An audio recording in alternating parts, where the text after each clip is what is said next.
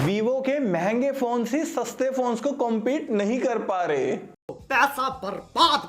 दोस्तों Vivo Y39 5G smartphone को हम कंपेयर करेंगे Vivo T4X 5G स्मार्टफोन के साथ में। और सबसे पहले हम बात करेंगे दोनों स्मार्टफोन्स की डिस्प्ले की। तो भाई Vivo Y39 के अंदर हमें 6.6 इंचेस की HD plus IPS LCD display दी गई है जो कि 120 हर्ट्ज के रिफ्रेश रेट को सपोर्ट करती है। बस दोस्तों डिस्प्ले में इस फोन का काम हो गया भाई। क्यों? क्योंकि HD प्लस डिस्प्ले मिल रही है आपको भाई। फोन की प्राइसिंग है 17,000 रुपए और डिस्प्ले आपको 5,000 रुपए वाले फोन की दे रहे हैं Vivo वाले। तो दोस्तों बहुत ही ज्यादा एवरेज डिस्प्ले आपको Vivo Y39 के अंदर मिल रही है भाई, ध्यान रखिएगा। लेकिन वहीं दूसरी तरफ T4X के अंदर हमें 6.72 इंचेस की full HD plus IPS LCD display दी गई है जो कि 120 हर्ट्ज के रिफ्रेश रेट को सपोर्ट करती है। यानी कि दोस्तों डिस्प्ले यहां पर कंटेंट वॉचिंग के हिसाब से सिर्फ और सिर्फ Vivo T4X ही एकदम बढ़िया वाली है, क्योंकि इस फोन के अंदर हमें फुल HD प्लस डिस्प्ले मिल रही है। एकदम बढ़िया वाली कंटेंट वॉचिंग आप कर पाएंगे, कोई भी दिक्कत नहीं आएगी। और ऑपरेटिंग सिस्टम की अगर मैं बात करूं तो दोनों phones out of the box Android 15 के साथ में आते हैं जो कि फन टच 15 पर बेस्ड है। तो भाई ओवरऑल ऑपरेटिंग सिस्टम और यूआई के मामले में भी दोनों स्मार्टफोन भी बढ़िया हैं। हाँ मुझे पता है ब्लोटवेयर कह रहे हो, जी हाँ दोस्तों ब्लोटवेयर आपको दोनों ही फोन्स में डेफिनेटली देखने को मिलेंगे।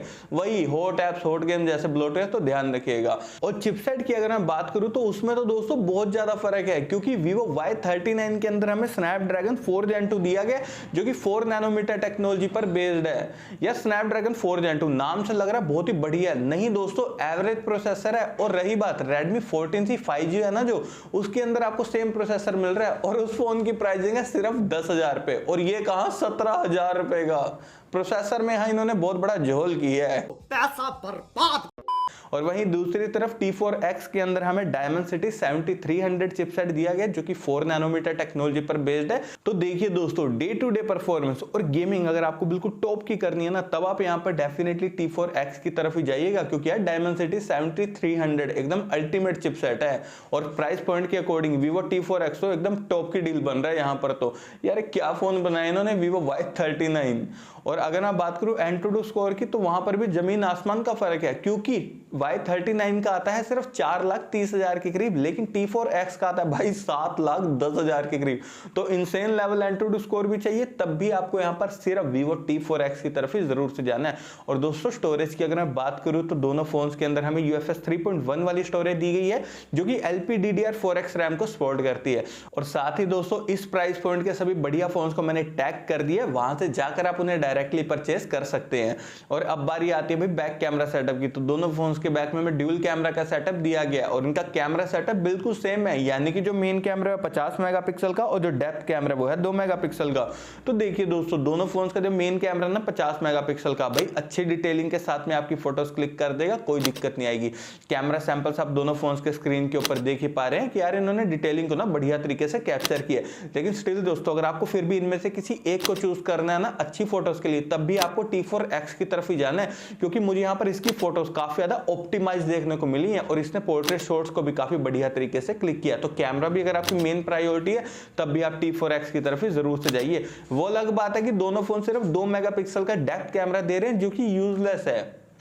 इसकी जगह पर यार ये अल्ट्रा वाइड कैमरा दे सकते थे, लेकिन सिर्फ पैसे बचाने के चक्कर में इन्होंने अल्ट्रा वाइड कैमरा नहीं दिया।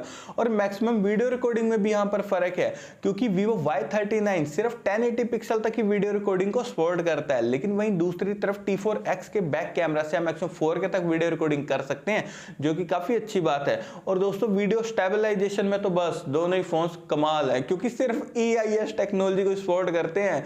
यहां पर तो ना दोनों ही फोन्स के साथ में बिल्कुल बढ़िया वाली कॉस्ट कटिंग हुई है, क्योंकि OIS का सपोर्ट यार इस प्राइस पॉइंट पे दिया जा सकता था, लेकिन नहीं दिया। क्यों? पैसे बचाने इन्होंने। और सेल्फी लवर्स की अगर मैं बात करूं तो दोनों फोन्स के फ्रंट में हमें सिर्फ 8 मेगापिक्सल का सेल्फी कैमरा दिया गया। तो दोस्तों दोनों फोन्स के फ्रंट में हमें डिसेंट सेल्फी कैमरा देखने को मिलता है। ज्यादा बढ़िया एक्सपेक्ट आप इनके फ्रंट कैमरा से मत करना, मैं आपको बता रहा हूं। और मैक्सिमम वीडियो रिकॉर्डिंग आप दोनों फोन्स के फ्रंट कैमरा से सिर्फ 1080 पिक्सल तक 30 FPS पर ही कर सकते हैं। और बैटरी डिपार्टमेंट की अगर मैं बात करूं तो दोनों फोन्स यहाँ पर 6500 mAh की भाई बड़ी बैटरी के साथ में आते हैं। साथ ही दोनों फोन्स 44 वोल्ट की फास्ट चार्जिंग को भी सपोर्ट करते हैं। तो दोस्तों अगर आपको 1.5 रेंज से भी ज्यादा का बैटरी बैकअप चाहिए ना, तब तो ये दोनों फोन आप ही के लिए बने हैं।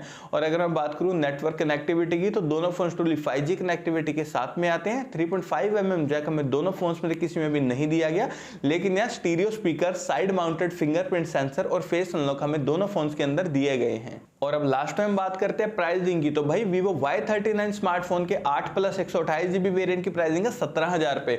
वहीं दूसरी तरफ T4X स्मार्टफोन के 8+ 128GB वेरिएंट की प्राइसिंग है 15,000 रुपए। और अगर मैं यहाँ पर अपना पॉइंट ऑफ व्यू दूं ना दोस्तों इन दोनों फोन्स के लिए, तो देखिए यार गलती से भी Vivo Y39 को बाय आप मत करना। डिस्प्ले भी बेकार है, प्रोसेसर भी बेकार है। तो भाई कम रेट में आपको T4X मिल रहा है जो कि एकदम टॉप की डील है, तो इसे आप बाय कर लो। Vivo के महंगे फोन से सस्ते फोन को कंपीट नहीं कर पा रहे।